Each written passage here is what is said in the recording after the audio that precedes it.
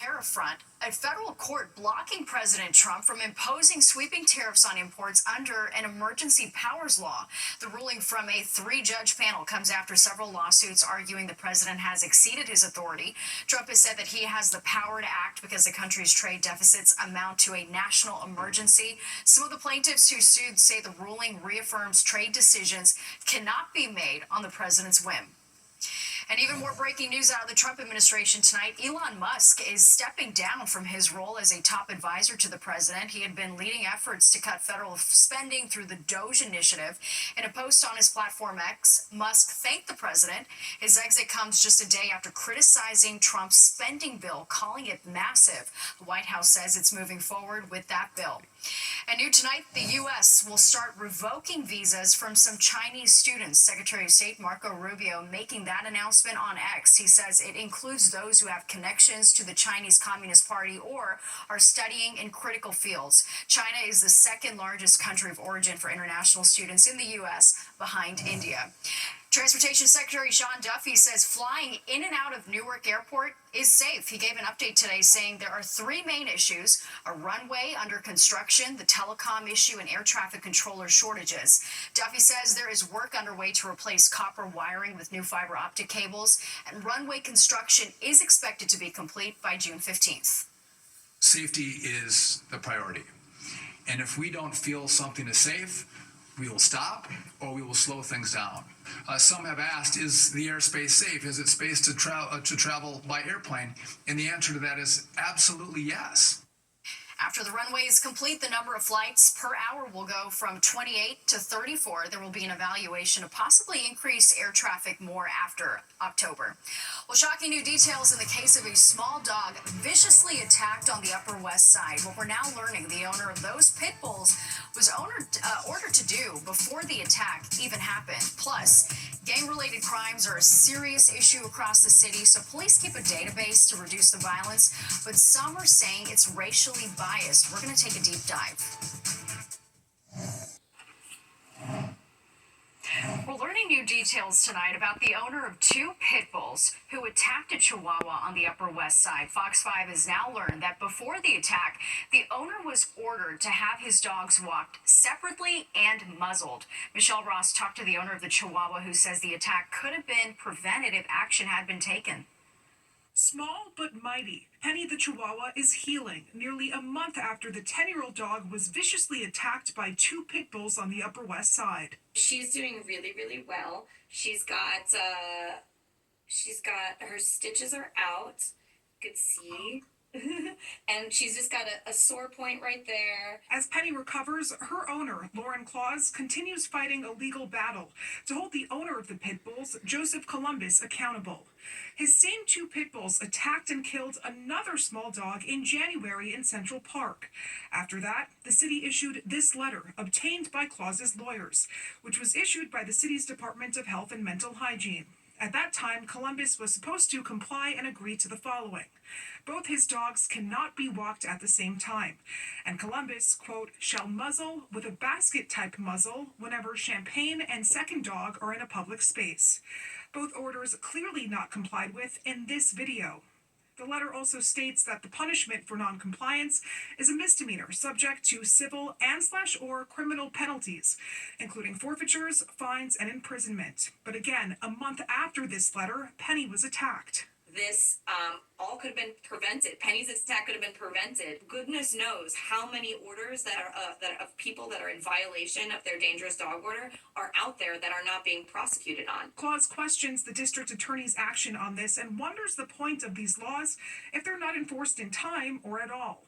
While she continues to fight for her beloved dog, she's grateful for Penny's recovery. She can jump and she's happy. She's back to her own personality, and she's actually not seemingly scared of anything at all. They don't see any psychological effects right now, which is really awesome. A Change.org petition has 27,000 signatures, and it's not just to put pressure on the Manhattan DA, but to also bring change in Albany, making it possible to press criminal charges on a dog-on-dog attack. On the Upper West Side, Michelle Ross, Fox 5 News. The Department of Health issued two $1,000 fines to Columbus for noncompliance to their order. The first after the deadly January attack in Central Park, and the other fine was issued after Penny was attacked on the Upper West Side. We also reached out to the Manhattan DA's office, but we have not heard back. Well, police are trying to. Well, the Democratic frontrunner for mayor, Andrew Cuomo, proposed today to raise the minimum wage to $20 an hour by 2027. While he was governor, Cuomo signed the bill raising the minimum wage to $15 an hour, the highest in the U.S. at the time. New York City doesn't have the power to raise it to $20. That hike must be passed by Albany. Cuomo says he believes he knows how to make this a reality as mayor. How do we get it passed? We get it passed the way we've gotten every progressive reform passed in the past 30 years. We organize the working men and women of this city. State Assembly member Zohran Mamdani, who is running second to Cuomo in polling, has proposed raising the minimum wage to $30 an hour by 2030. A 19-year-old facing charges after a shooting at a Connecticut mall. The bell is about to ring for the final time on a unique program in a local school district. For almost 20 years, there's been just one school just for sixth graders in West Orange, New Jersey. But the program is now a casualty of budget cuts. And that has a lot of parents crying foul. Fox 5's Richard Jacobus has more. In less than a month, the current sixth graders at Thomas Edison Middle School in West Orange, New Jersey, will be the last sole group of sixth graders to move on to seventh and eighth in a different building.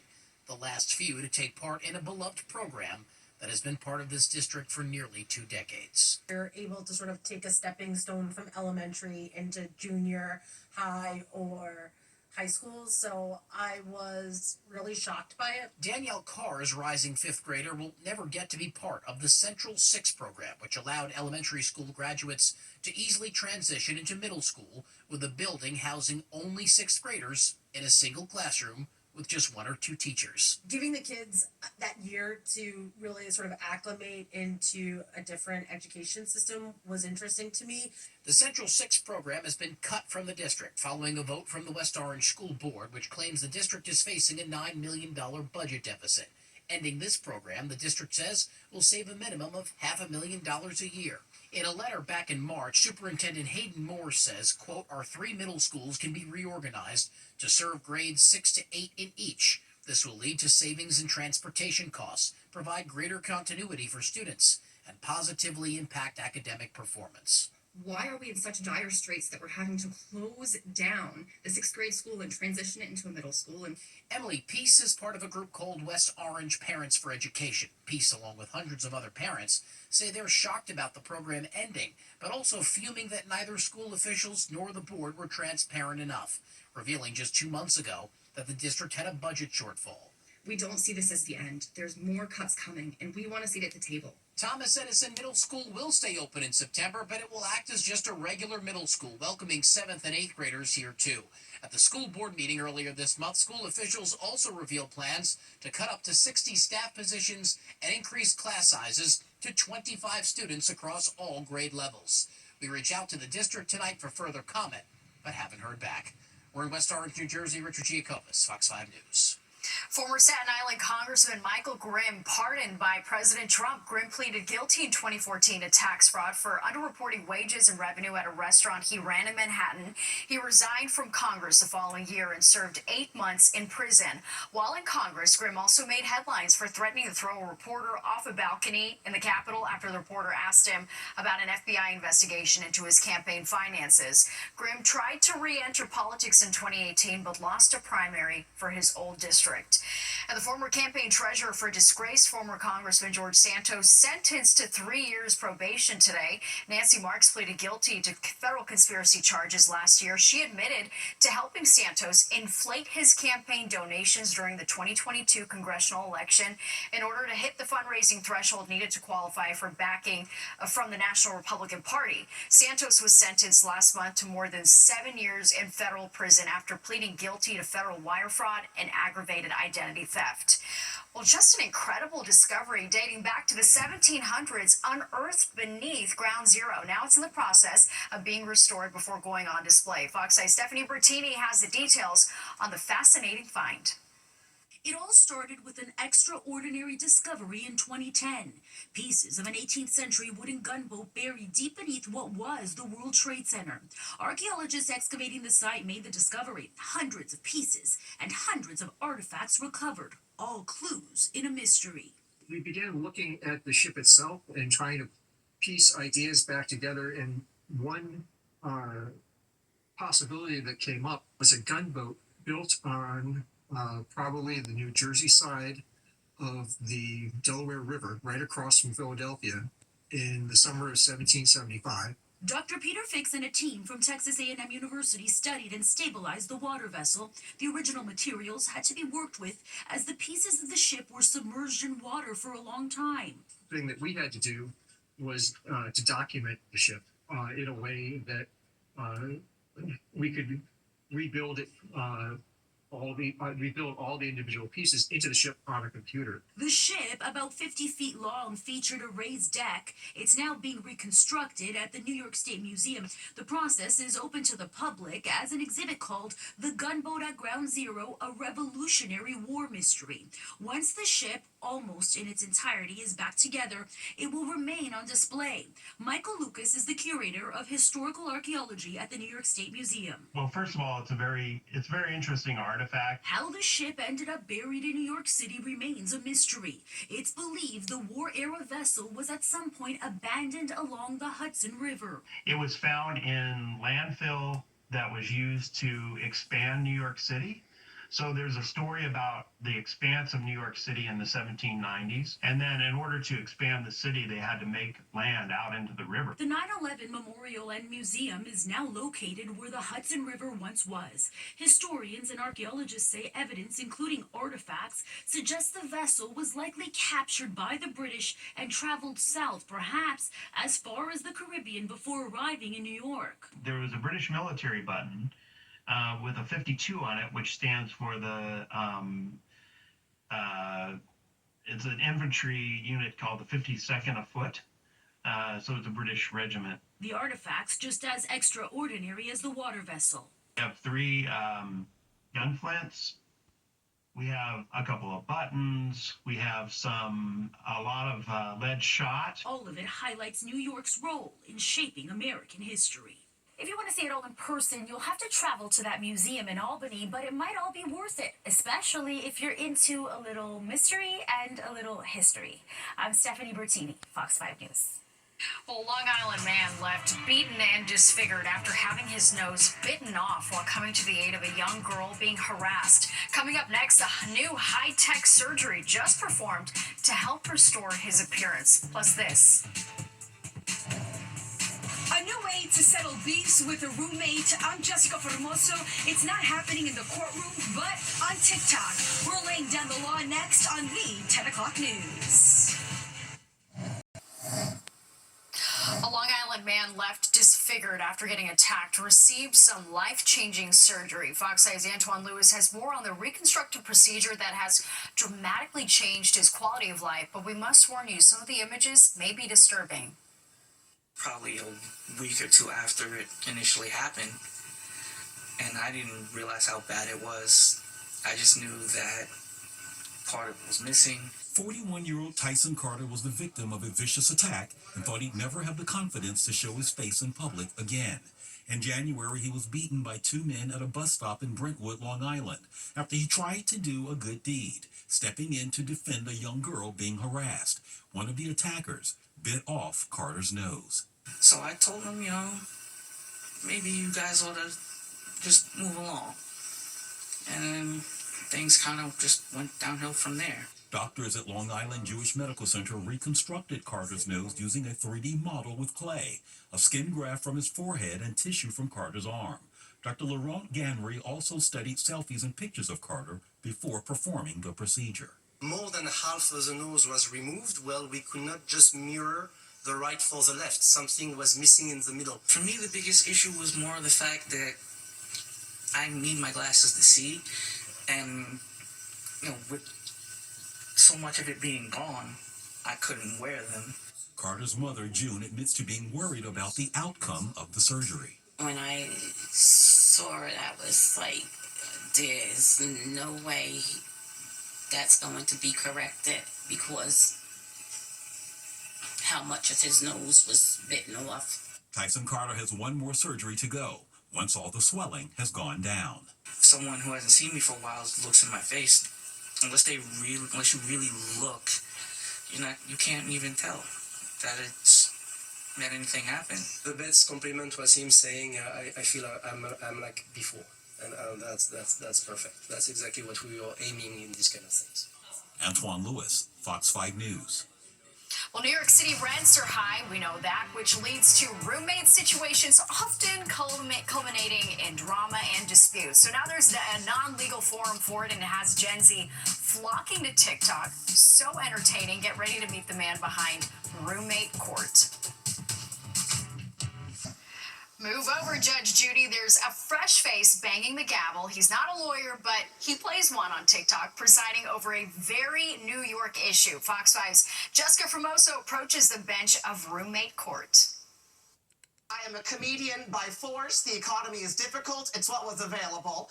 Although I do like to consider myself something of a not-for-profit cabaret artist in the evenings. Times are tough out here, but Michael Aber has found a way to pay his bills. We're still in heaven, our boyhood chums. The LA native has no law degree. I don't think we should be discriminating judges just based on if they have a Juris Doctorate or any other skills whatsoever. Some of the finest judges I know of probably have no skills at all and no training at all. He's not afraid to speak his mind and play the part of one. Judge Michael Aber is helping New York City's feuding roommates solve their problems in under 3 minutes on TikTok. In the same week she got stung by a bee, her stitches fell out, and she fell out a window? She had an interesting little spay week, essentially. That was the week she got spayed? Yeah.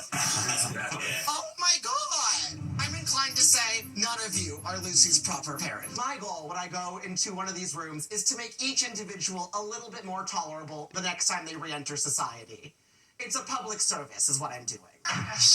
Roommate Court has gone viral. It's only been around for a month, but each episode racking hundreds of thousands of views. I think people really need an excuse to yell at each other, and something about my presence makes them really comfortable doing that. I'd like to think when you're with me, you're probably not going to be the loudest person in the room. The production company behind it, Gymnasium, it produced another TikTok hit, Boy Room. Michael takes his job very seriously, showing up to people's homes, knowing nothing about the feuds. So how do you prep for this? Do you read the cases? Do you just show up? Is this just, on the spot? I prep myself by watching the Oprah Winfrey Network and watching how Ayanna Van Zandt handles the people who want her to fix their life. His goal? Solving drama the best way he knows how, with a good laugh. You resolve it by giving in to people's resentment and pettiness. You offer them the cheapest option possible, and they are thrilled. In Bed-Stuy, I'm Jessica Formoso, Fox 5 News. And the content is going to be endless here in New York. All right, let's talk about the weather now as we take a live look outside. The big headline, rain, of course, and it's going to be lingering over the next couple of days. Chief Meteorologist Nick Gregory is here with the update. Hey.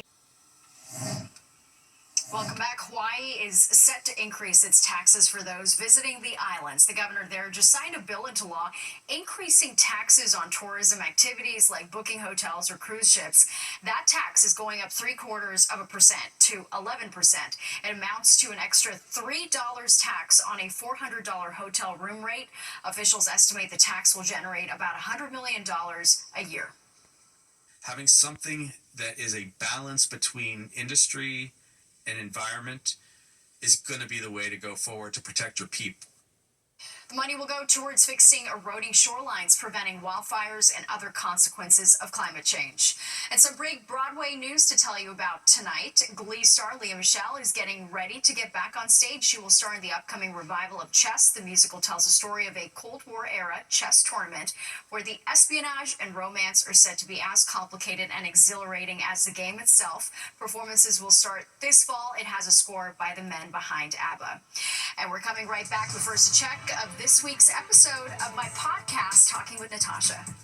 Hey guys, this week I'm sitting down with comedian Zarna Garg. She's a Desi mom, that's an Indian mom, so the food has to be perfect. I'm getting us lunch from Michelin star restaurant Sema. We're talking family drama and her crazy rise from the streets of Mumbai to New York City. So join us live on Talking with Natasha Thursday,